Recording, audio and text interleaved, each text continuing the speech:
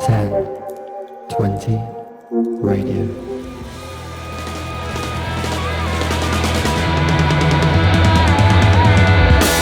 I never felt so amazed. I'm here with Shaun McCrindle, the man responsible for that class act of an ending there. Hello.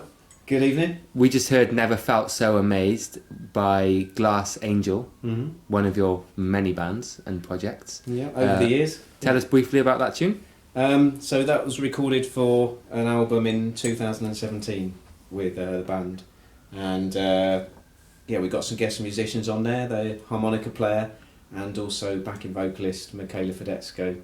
She appears on that track. She's sung a number of our tracks over the years, but it's kind of like new wave post-punk kind of band. Well, that's Glass Angel. Just one of the many sounds that the man in front of me has been responsible for.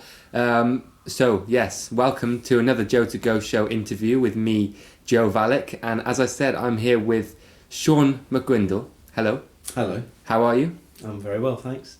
Who are you and what do you do? I'm a songwriter, but not by profession. I'd like to be a songwriter by profession, that would be nice. But I've been writing songs for about 35 years now. So I do that alongside working and being a family man, basically. What job do you do? I've worked in education over the years, so I was working as an art and design lecturer for a while, and now I work in a school as a cover teacher. Man of many talents.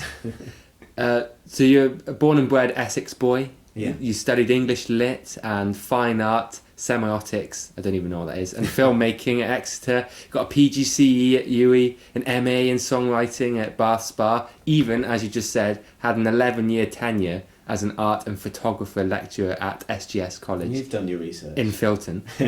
Probably, in fact, I was probably going to say definitely the most qualified guest I've ever had. Does the fact that you're an official master of writing songs help when you write, or does it just come naturally now?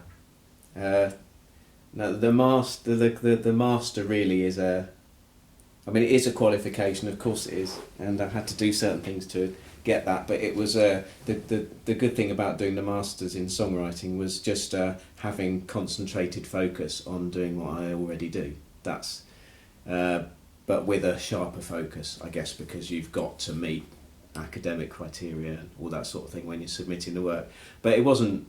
It was really more of the same of what I do anyway, but more of it, which was good. Just consolidation. Yeah, pretty much.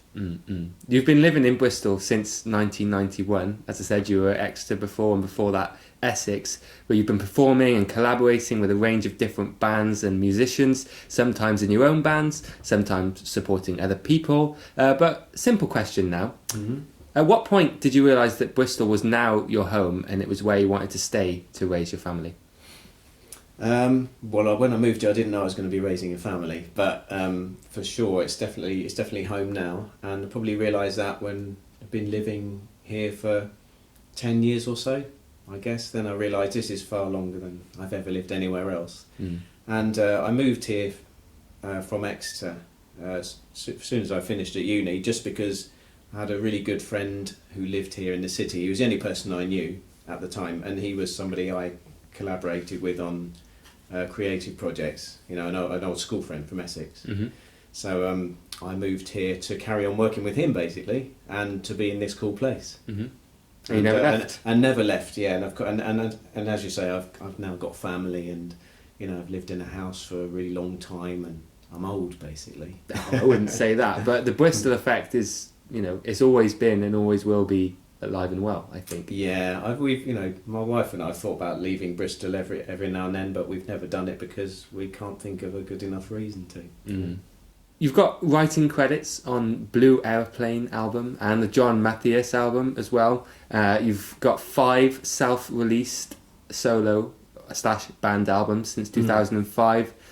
You now perform in 2 bands. We just heard Glass Angel, and you just mentioned the Rock and Roll Angels. Yes, that confuses people because I don't know why I had to come up with 2 band names that had Angel in them, because people are always getting muddled up, especially the fact that the band called Rock and Roll Angels is not as rock and roll in the kind of genre sense as the Glass Angels. But there you go. That's just the way it happened. Peaceful, the last Rock and Roll Angels album, is got a pretty cool concept, as has Lifelines, the EP that's coming out later in the year. But there's one place in particular that's important to both of those projects, St Michael's Church here in on Windmill Hill.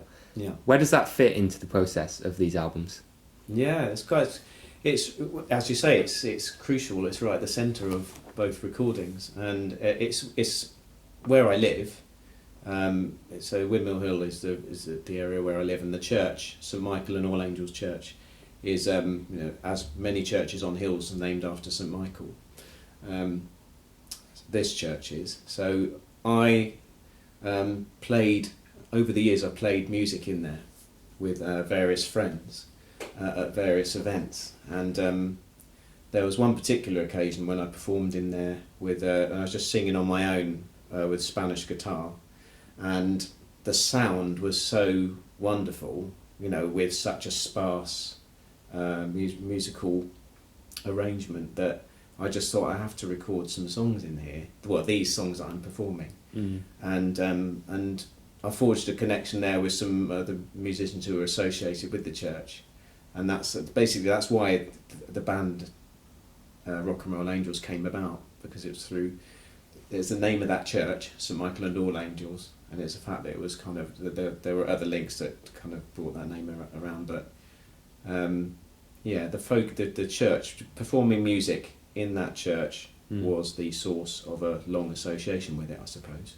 Yeah, so just for clarity, for those who don't know, Peaceful, the Rock and Roll Angels album that is out, that was a live album that you performed and recorded in the church, correct? Yes, yeah, and we used to rehearse a bit there as well. So I think we got really used to the space and how the song sounded in that space through rehearsing in it. And yes, it's kind of 90% live. So all the basic tracks are live, including the vocals. But we added some overdubs in a studio afterwards. Yeah. Like guest musicians and some other things that we couldn't do at the time. But the core ensemble is as we would be if we were performing live, without the guest musicians. Yeah. And we'll come to discuss what makes Lifeline special in just a little bit, but it's basically the opposite. But DBS Productions and Jay Orban played central, if not crucial, I'd say, roles in both of these pieces of work.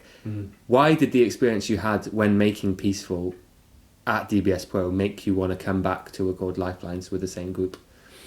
Well, it was just really successful. Peaceful, I felt, was really successful, and it was successful on many levels. I mean, we didn't have a big budget.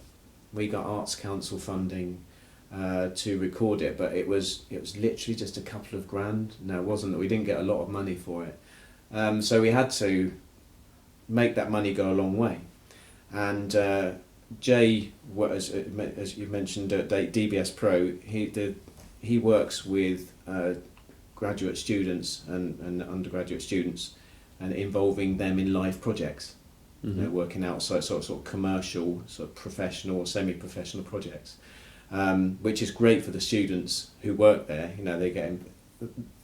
It's really good for them, and from our point of view, we got their expertise. They're all they're mainly final year students, so they're coming to the end of their study. They're very experienced, and they helped us out. They basically, where the budget wouldn't stretch, they were just on board for the experience. So we had what we call in-kind experience. So the combination of the flexibility and all those different people working together, and the fact that we ended up with a great result.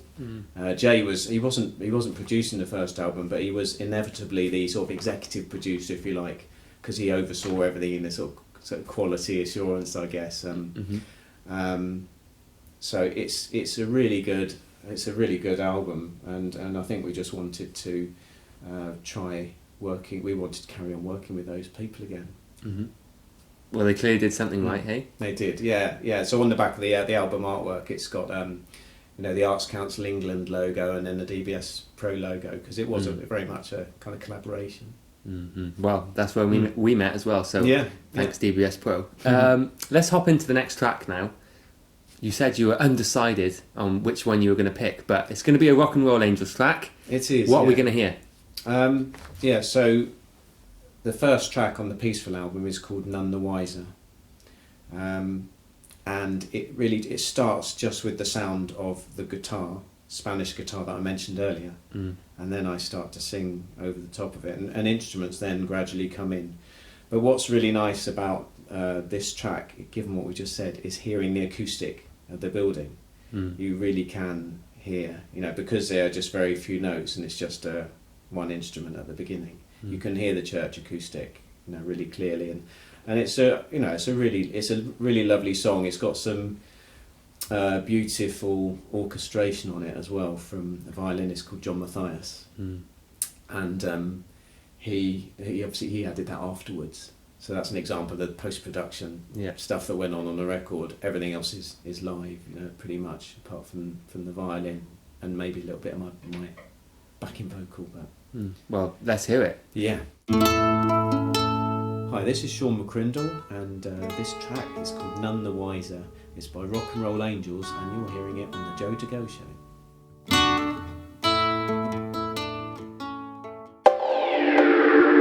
Turn 20 Radio.